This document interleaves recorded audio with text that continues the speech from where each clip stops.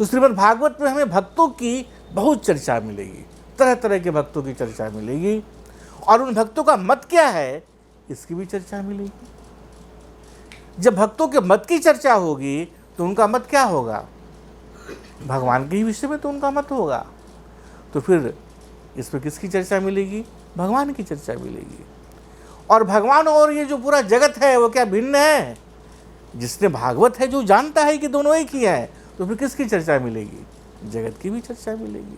और जगत में जितने लोग रह रहे हैं, आश्चर्यजनक तो ये है कि लोग की बात नहीं, जो भी ऊर्जा का भंडार है पूरे जगत में, वो चेतन हो या अचेतन हो, वो चलने वाला हो या स्थिर हो, वो उड़ता हो या कहीं पर भी स्थावर है, ये सारा जो चर और अचर जगत है वो भी किसका विस्तार है, भागवत और भगवान का ही। तो फिर उनकी भी चर्चा मिलेगी। तो समझो, जब अध्यात्म की प्रारंभिक कक्षा होती है तो हम लोग कहते हैं कि तुम्हें अध्यात्म में प्रवेश करने के लिए भागवत होना, तो उससे अंतिम जो निर्विकल्प समाधि की भी जो अंतिम अवस्था है वो भागवत की अवस्था है। भागवत समाधि अंतिम अवस्था है, उसके बाद कोई अवस्था हो ही नहीं सकती।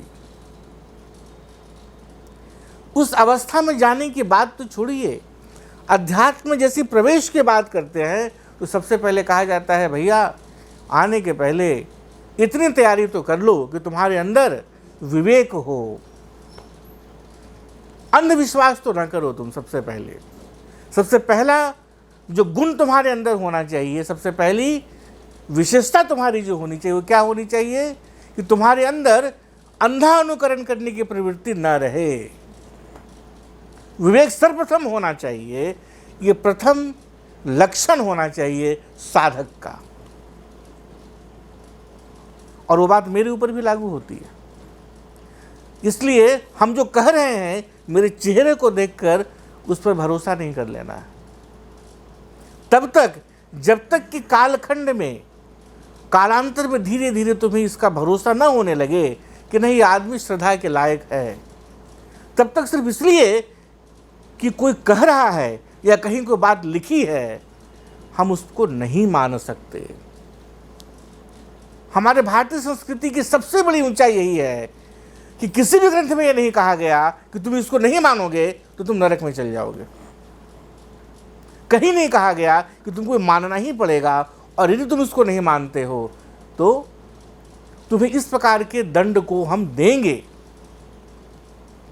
न ऋग्वेद में, न अथर्ववेद में, न सामवेद में, न यजुर्वेद में, जो हमारा मौलिक ग्रंथ है उपनिषद, वहां हमें कहीं नहीं मिलता। इसलिए यदि इसके विपरीत हमें कहीं कोई साहित्य में मिलता है कुछ बात, तो समझ जाना कि उसमें कुछ घालमेल किया गया। क्योंकि प्रथम रिक्वायरमेंट, प्रथम लक्षण अध्यात्म में प्रवेश करने का क्या था, विवेक।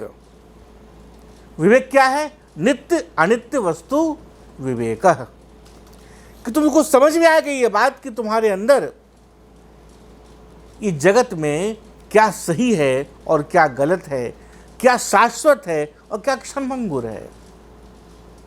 जब यहां तक तुम्हारी बात बनने लगी तो नित्य के प्रति तुम्हारे मन में गमन की भावना आने लगी कि मुझे नित्य वस्तु चाहिए, और अनित्य तो अनित्य ही है, उसके प्रति तुम अनासक्त होने लगे। तो दूसरी अवस्था क्या आई विवेक के बाद, वैराग्य। इसके बाद तुम्हारे अंदर 6 अलग अलग प्रकार की संपत्तियां चाहिए, समाधि षट संपत्तियां चाहिए। जब इतना कुछ हो भी गया तब तुम्हारे अंदर चाहिए मुमुक्षत्व।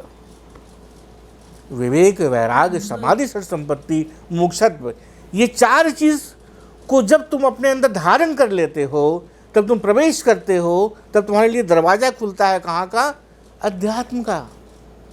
उसके पहले दरवाजा तक नहीं खुलता। अब बड़े आश्चर्य की बात है, जिसके पास में विवेक है, विवेक ही नहीं है जिसके पास, वो भी आलोचक बने बैठे हैं महापुरुषों के वादियों के ऊपर।